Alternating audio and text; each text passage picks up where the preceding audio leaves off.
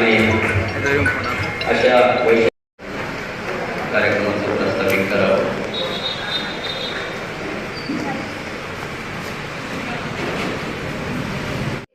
माननीय नागेश गवळी सर, आणि ह्यावेळेस तर खरोखरच अभिमान वाटतोय की माननीय राऊत सर, तसेच माननीय श्री नारायणपुरी सर आणि माझे गुरुतुल्य माननीय श्रीधर आंबोरे सर यांचं फार मोठं आज माझं भाग्य समजते की या स्टेजवर आम्हाला लाभलंय महिलांसाठी, ही आम्हाला अभिमानाची गोष्ट आहे.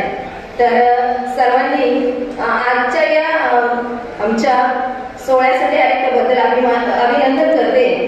आणि आजच्या या प्रथमच या वर्षी आम्ही महिला वार्षिक अंक काढत आहोत.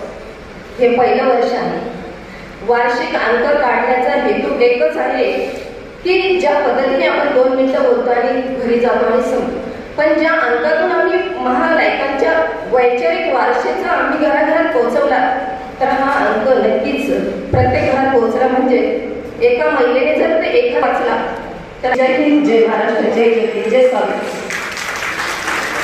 तुम्ही वक्ते विचार बनवतो, याच्या कविता विचार आपण नक्की वाचावेत आणि हा अंक घ्यावा अशी विनंती करतो. मान्यवरांच्या हस्ते अंकाचं प्रकाशन या ठिकाणी होत आहे.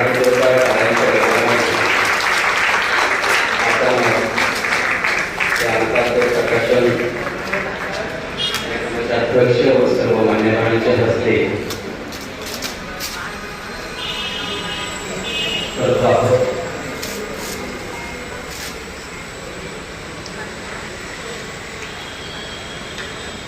राजमाता राष्ट्रमाता सावित्री आणि या सावित्रीच्या संघर्षामध्ये तिच्या सोबत उभं राहणारे खाते मामे, व्यवस्थेला प्रश्न विचारणारे गुप्ता,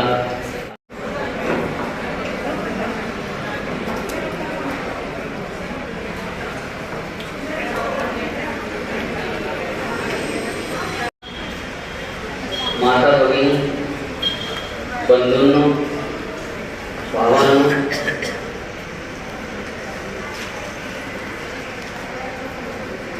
आज महाराष्ट्राच्या सांस्कृतिक व वैचारिक चळवळीच्या प्रेरणादायी महानायकांचा संयुक्त जन्मोत्सव सोहळा इथं साजरा केला जातोय. मी संयोजकांना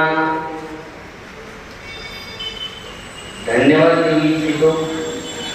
शिंदे परिवार, शिंदे सर, शिंदे मॅडम, तुमची सगळी टीम, तुम्ही हा उपक्रम दरवर्षी साजरा करता आणि यावर्षीच्या या उपक्रमामध्ये, या कार्यक्रमामध्ये मला इथं तुमच्यासमोर व्यक्त होण्याची संधी मिळते,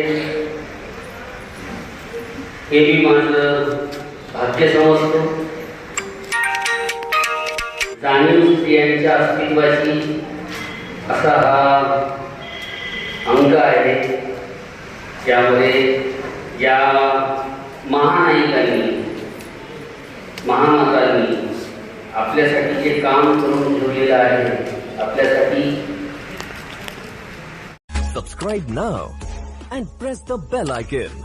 Never miss an update.